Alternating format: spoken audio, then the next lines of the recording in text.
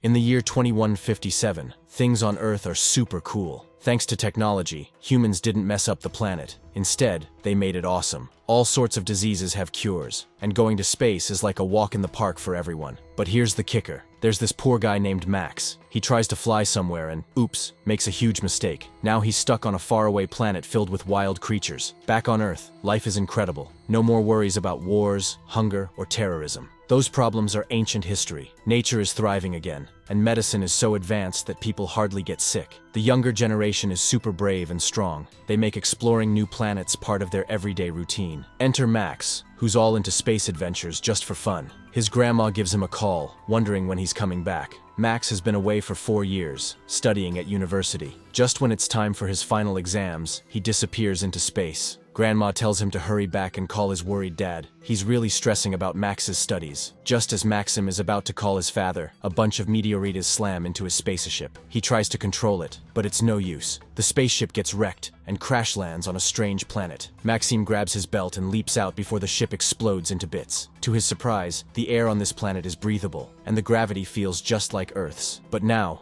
with his spaceship gone, Maxim knows he's stranded and must find another way home. Looking around, Maxim sees lakes and forests, and the place reminds him a lot of Earth. Suddenly, he spots a strange creature eyeing him, ready to attack. Maxim bolts when a man shows up. Relief washes over him as he sees another human, but this one's a soldier. The soldier grabs Maxim's belt and escorts him to military headquarters. The head honcho there listens to Maxim's story but finds him suspicious. He orders his soldier, Guy Gall, to take Maxim to the capital for more questioning. They travel in an old carriage, and Maxim figures out that this planet isn't as technologically advanced as Earth. As they travel, Maxim spots a tower and asks Guy what it is. Guy flips open his diary and explains that it's a tower for anti-ballistic defense. It's supposed to explode if enemies attack. Ironically, as he's explaining, the tower suddenly blows up and crashes onto the train. Panic ensues, but Maxim turns back to help Guy. The locals call this chaos degeneration, but Maxim's clueless about what it means. After the chaos settles, they continue their journey to the capital. To Maxim's surprise, it's super modern, with skyscrapers and fancy vehicles everywhere. They take Maxim to a research facility, where a creepy scientist runs a bunch of tests on him. Maxim goes along with it, not making a fuss. Then, a big-shot government leader named Nomad sends his men to fetch Maxim. He's eager to meet someone who claims to be from another planet. Maxim hops into a car with a guy named Funk, who's in charge of taking him to Nomad. But their ride hits a snag when they get stopped by traffic police. Turns out, there's been an accident up ahead, blocking the road. While they're stuck in traffic, degeneration strikes again. Funk starts acting weird, and then collapses, like he's having a severe seizure. Agents rush in and gather around Funk, while the crowd accuses him of being degenerate and a criminal. Maxim's completely lost, and decides to slip away from the chaos. Once Funk recovers, he heads to Nomad alone, and confesses that he lost Maxim.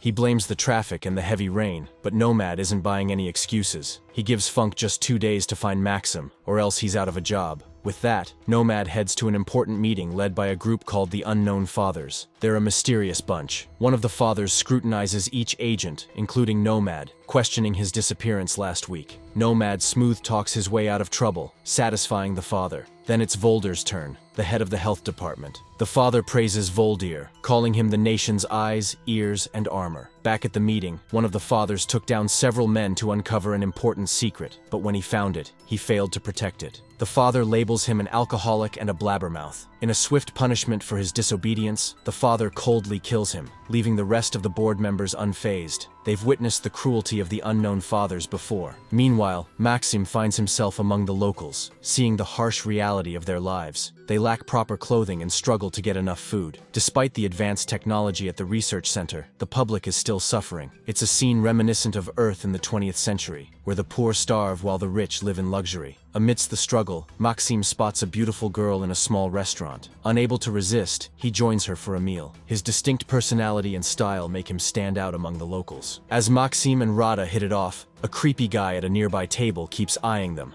When Rada passes by, the guy tries to harass her. Maxim steps in, warning the creep to back off. The man, undeterred, moves toward Maxim, ready to fight. With a single blow, Maxim sends him flying. After the scuffle, Maxim chats with Rada, eager to learn more about her. She's innocent, unaware of Earth or science, and can't grasp where Maxim hails from. Her innocence charms Maxim even more, and he falls harder for her. Rada eventually reveals her last name, Gal. Maxim recognizes it instantly. She's Guy's sister, the soldier who brought Maxim to the capital. After Rada finishes her shift, she takes Maxim for a stroll. He's captivated by the ever-changing colors of the sky here. With nowhere else to go, Maxim ends up at Rada's apartment. Soon, Guy arrives, delighted to see his sister after so long. But Maxim's presence shocks him. Guy recalls how Maxim saved his life and graciously allows him to stay in his house. Days pass by, and Nomad's search for Maxim yields no progress. Funk, growing pessimistic, believes Maxim must have perished, unable to survive in the city without identity or legal documents. Meanwhile, Maxim enjoys peaceful days with the Gauls. After dinner, they gather to watch TV, which broadcasts the thoughts of mentally ill individuals recorded by a special device. Maxim finds it strange and opts to spend his time reading books instead. Feeling isolated without someone who truly understands him, Maxim often finds himself alone at night, contemplating on the rooftop. Rada joins him one night, and Maxim tries to explain how space exploration functions. The locals believe they're trapped inside a bubble they can never escape, but Maxim clarifies that it's merely the surface. Though Rada may not grasp all the details, she's willing to listen to why Maxim feels so lonely, offering him a sympathetic ear. Maxim confides in Rada, expressing his belief that his family must have already considered him dead. He feels like he's lost everything. However, Rada offers a glimmer of hope. She shares her own story. Her father, a doctor, served in an area contaminated with a deadly virus. Despite his loyalty to his profession, the government neglected him. When the virus spiraled out of control, the government obliterated the entire contaminated area with a bomb. Rada lost her mom in the process, but she never lost her will to live. She believes that happiness finds its way to you eventually. If she had given up on herself, she wouldn't have crossed paths with someone like Maxim. Her words lift Maxim's spirits, and he resolves to start afresh here. The next day, Guy briefs Maxim on the planet's situation, so he knows what he's up against. Guy spent 4 years serving at the south border and learned about the radioactive jungles where mutated humans reside. These beings are nothing more than hungry animals, and nobody knows how they ended up in such a state. In the towns, there are mysterious leaders known as Unknown Fathers, who built tall towers to keep everyone safe. But there's trouble brewing. A group of rebels called Degenerates threatens to attack the towers, claiming the Fathers don't care about the people's problems. This tension keeps the town on the brink of war. Guy can't stand this life, so he joins the military to protect himself and his community. He recommends Maxim to his boss, explaining that Maxim lost his documents. But the boss insists Maxim must pass training first. People on this planet have changed over time, gaining special abilities. Maxim, too, has become stronger and more alert. He not only passes training but impresses everyone around him. Guy tells him to keep his true abilities secret. In just a few days, Maxim learns about the planet's history. There used to be one big nation, but it split into different parts, and now they all dislike each other. Rada wants Maxim to enjoy some time before his first mission, so she brings him to the lake. They talk about their past and share a romantic kiss, symbolizing a fresh start. However, their happiness doesn't last long. A few days later, the military attacks a building where the Degenerates live. Maxim had thought the Degenerates were monsters, but they turn out to be regular humans with families. The captives undergo brutal torture during the investigation, making Maxim see how harsh the military can be. Even though the Degenerates don't seem like terrorists, they're still sentenced to death. Maxim can't bear being part of such cruelty. The boss notices Maxim's changed attitude and tests his loyalty by taking him and 2 captives to the jungle, asking Maxim to kill them. Instead, Maxim sets the captives free and quits the military.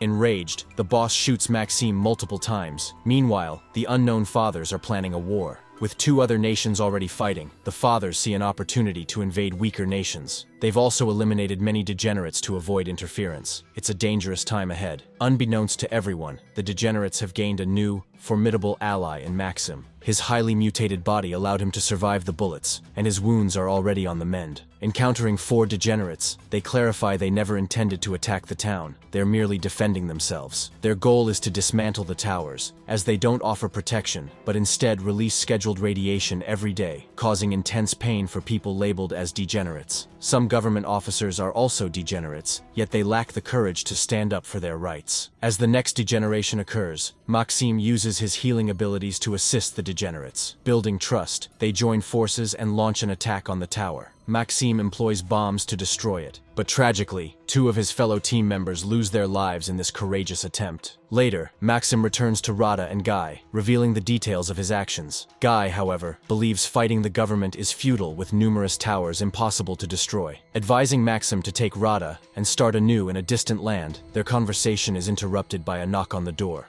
The police have come to capture Maxim. Attempting to escape, Maxim is halted by a threat to Rada's life. Reluctantly surrendering, he is taken into custody. But Maxim hasn't abandoned his plan. Meeting 2 other prisoners, he shares everything about the degenerates. Nomad requests Maxim for research, seemingly accepted by the father. Yet, the next day, Maxim's fate takes a dark turn. The father orders his execution, an unconventional one. Maxim and 2 others are thrown into a jungle filled with deadly weapons. Surviving these weapons is challenging, and if they do, mutants lurk, ready to devour them alive. The possibility of survival for more than a day is uncertain. Maxim forms a team with the fellow prisoners, successfully defending themselves against the deadly weapons in the jungle. They even survive an attack by a mutant, thanks to Maxim's super strength. During a conversation, one of the prisoners reveals a shocking truth about the unknown fathers. They brainwash people. The towers are continuously emitting radiation, affecting people's nervous systems and making them believe the father's manipulative plans. Only degenerates are immune to these radiations, understanding the sinister plots, which is why the government seeks to eliminate them. Their discussion is abruptly interrupted by the arrival of tanks. Instead of fleeing, Maxim seizes control of one tank. Determined to leave this nation, the journey is perilous. Maxim stops at various checkpoints, one of which is operated by Guy. Against his will, Guy is pulled into the tank, and Maxim declares they will fight this war together. The road ahead is filled with challenges, and enemies persistently pursue them. Despite the hardships, Maxim is resolute in bringing justice to this dark planet. And with this, the movie comes to an end. Thanks for tuning in, guys.